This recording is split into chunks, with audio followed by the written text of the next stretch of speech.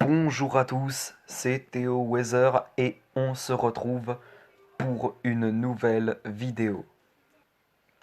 Vous avez trop mangé sucré ou gras le soir du réveillon de Noël ou du jour de l'an et c'est la crise de foie le lendemain.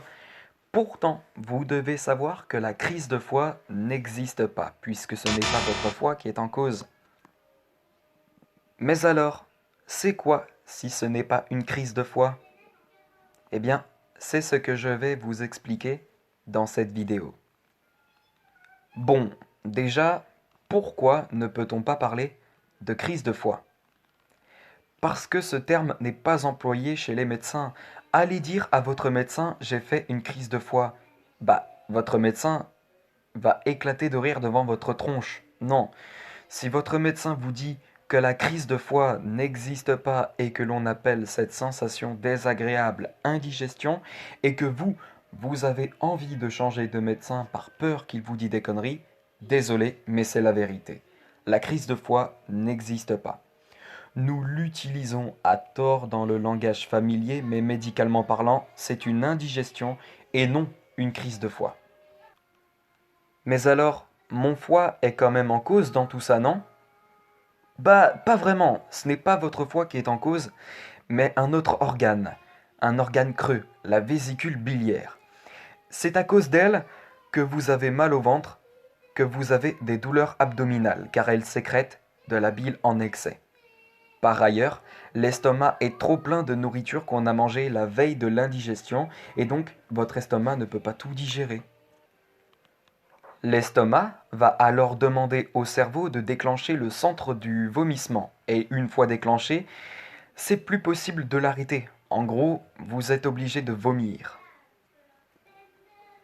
La vésicule biliaire va sécréter beaucoup de bile, ce qui va faire contracter vos muscles abdominaux et c'est ça qui fait mal au ventre. Et c'est là que les ennuis commencent. Le contenu alimentaire de votre estomac prépare le vomissement. Vous commencez à devenir tout pâle et vous avez une hypersalivation, c'est-à-dire que vous sécrétez beaucoup de salive et vous commencez à vous sentir nauséeux. Attention à ne pas confondre la nausée et le vomissement. La nausée, c'est une sensation d'inconfort qui accompagne une approche du vomissement, tandis que le vomissement, c'est le rejet par la bouche du bol alimentaire. Ensuite, le bol alimentaire, à cause de la contraction des muscles abdominaux, remonte petit à petit. Le cerveau va ensuite donner l'ordre à l'œsophage de s'ouvrir. La glotte se ferme pour éviter que le bol alimentaire n'aille se retrouver dans les bronches, et heureusement, parce que sinon, on se noierait dans notre vomi.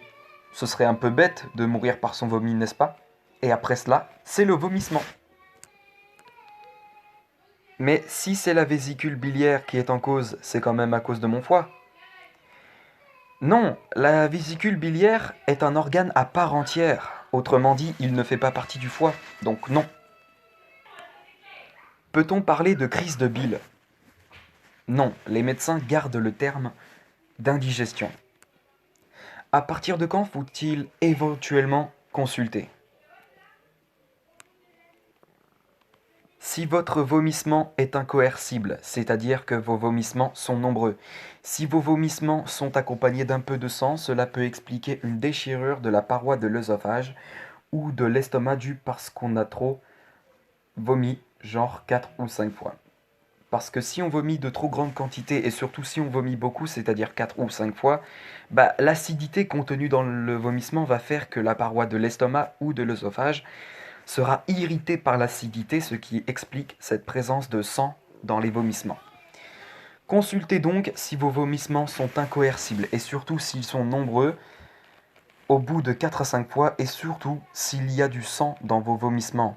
Certes, la paroi de votre œsophage ou de votre estomac est peut-être irritée, mais le fait d'avoir vomi du sang peut résulter d'une pathologie comme par exemple un ulcère gastro-duodénal.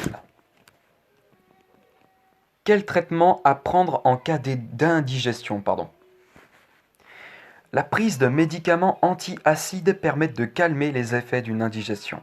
Lorsque vous mangez, prenez des féculents en quantité raisonnable, mais évitez les aliments trop gras, épicés, le café, le thé ou encore le coca, l'alcool et la cigarette.